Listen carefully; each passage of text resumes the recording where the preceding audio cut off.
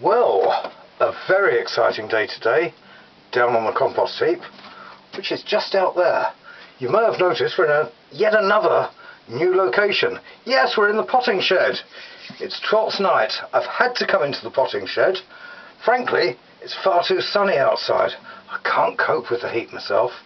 But it also gives some of you, my lovely subscribers, don't forget to subscribe by the way, a chance to have a further look round the nerve centre of Village Gardener Enterprises. First things first though, here's another first, as a first thing first. Have you seen any of these unboxing videos on YouTube? They're crap, aren't they? Just unboxing. Someone buys something, it arrives in a box, and they unbox it, and then they film themselves unboxing it, and millions of idiots watch them doing this. What's that all about? Don't understand it myself, but I thought I'd give it a try. Check this one out. Unboxing Speckled Hen. Not just any old speckled hen though. I love it when this happens at Sainsbury. You know the new cardboard packaging, I'm all in favour of that by the way. The new cardboard packaging on Speckled Hen. So it constantly tears, doesn't it? Then the cans go everywhere. And what do Sainsbury's have to do? They have to reduce the speckled hen. Marvellous. So it's not so much unboxing really, is it? It's removing the cling film, vile stuff cling film. Oh, dreadful. Anyway, check this out.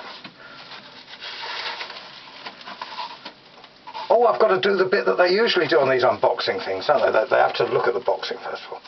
So, well, it's arrived and it all appears to be intact. Let's open it up and see.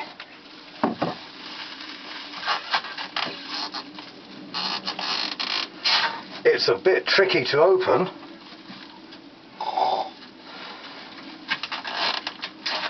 Oh, I best not damage the label in case I have to return it, as if.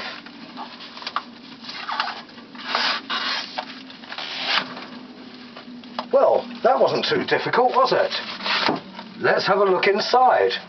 Oh, no, you have to check for instructions first, don't you? No, doesn't appear to have any instructions. I wonder whether it should have some. Perhaps I just leave... No, I won't just leave it and email the suppliers. Now, let's see if we can work out how to open this. Look, there's a bit of damage on the top of this one here. Mind you, bearing in mind I did get it at the reduced price, I think I'll let that one go. Let's hope the contents are alright though. Now, I believe how we do this is there's a ring pull mechanism. Can you see it just there? Oh, I did my fingernails the other day. That's not going to help. Anyway, I think that's it. Yeah, so there you go. That's the unboxing of the speckled hen. Let's give it a try, shall I? By the way, this is my first speckled hen of 2022. We've been on the sidey wide, we've been on the ginger wine, we've been on the what was it I was drinking the other evening? Oh, that spiced rum, cracking stuff. Let's try the first speckled hen of the day. Well, it is the first one of the day as well, you wouldn't believe it. Been on something else earlier. The first speckled hen of the year.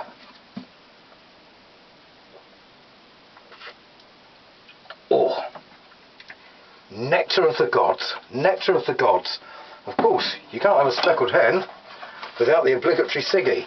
Then I'll get on to what this video is all about. You thought I'd forgotten then, didn't you? Excellent. Anyway, it's January the 5th today. Now, for we Anglicans, January the 5th means 12th night.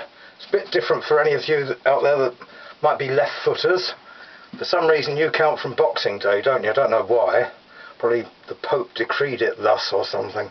So you count from Boxing Day, so tomorrow's 12th night for you lot, isn't it? Today's 12th night for us. Now for the Orthodox boys, like our Greek friends and our Russian friends over there, they really know how to party. They haven't even had Christmas Day yet, I don't think, and their 12th night, but I don't think they call it that. That's not till February the 2nd, so they keep all the decorations up and everything till the beginning of February.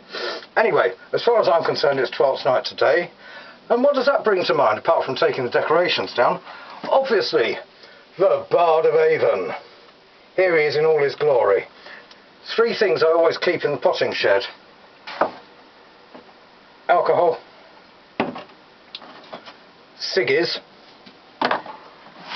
and a bit of light reading for when the weather sort of takes a wrong turn and I find myself having to take refuge down here in the shed. So, if we work through the complete works of the Great Bard of Avon, these are all in chronological order, of course, in here, so we come across Twelfth Night. Or What You Will. That's the story of my life, really, that, isn't it? That's the subtitle for Twelfth Night. Now, what I'm going to attempt to do, this could all go horribly wrong, is trying to explain in simple, succinct, dear oh dear, it's going horribly wrong already, isn't it? Try to basically give you a quick précis of the plot of Twelfth Night.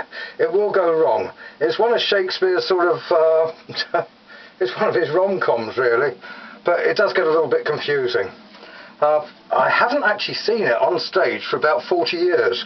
I've sort of read it in between and possibly seen it on the idiot box. So, what's it all about really? Well, it starts with a shipwreck off the island of Ilia. Shipwreck off the island of Ilia.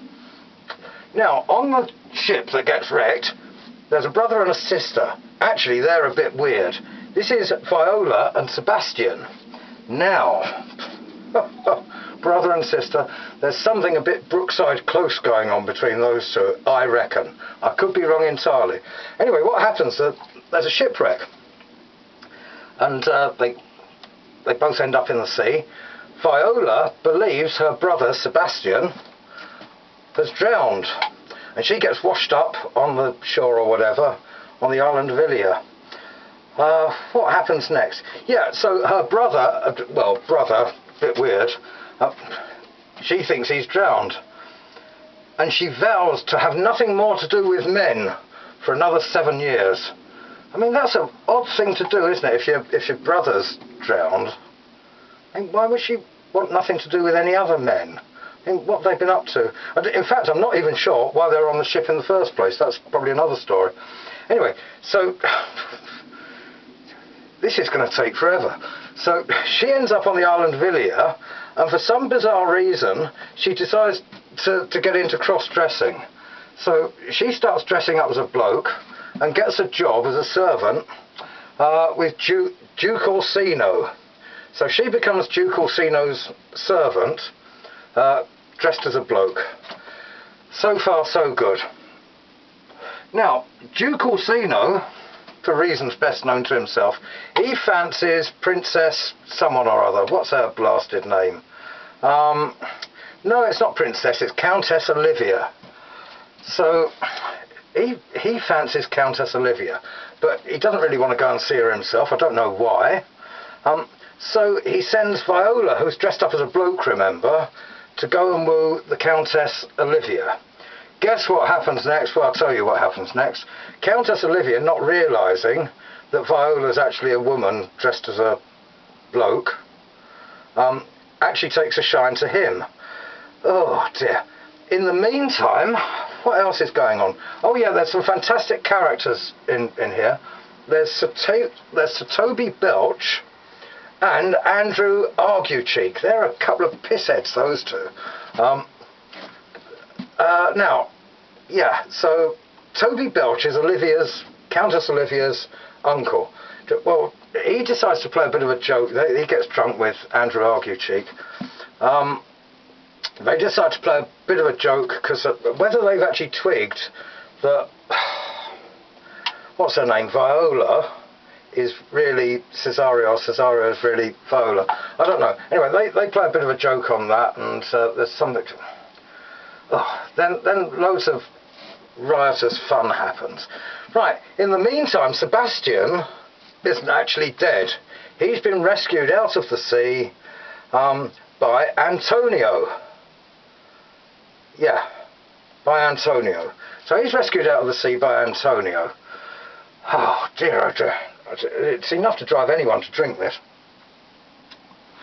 He's rescued out of the sea by Antonio, and then there's some letter forgery that goes on, but who does that? Oh, is that Andrew Argucheek or something? Someone forges a letter or something and sends that to, what's his name? Duke Orsino. Right, Duke Orsino. They send a letter to Duke Orsino,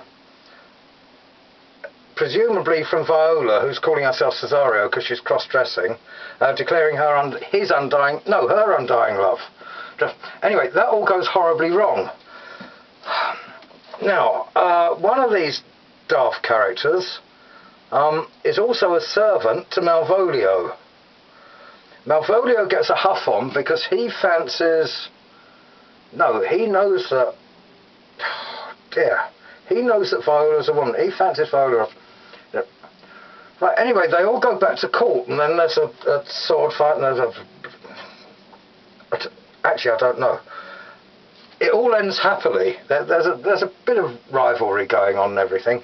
Someone marries someone. Now, I think that's the Duke that ends up marrying Viola after he realises that she's a woman, and the Countess marries someone else.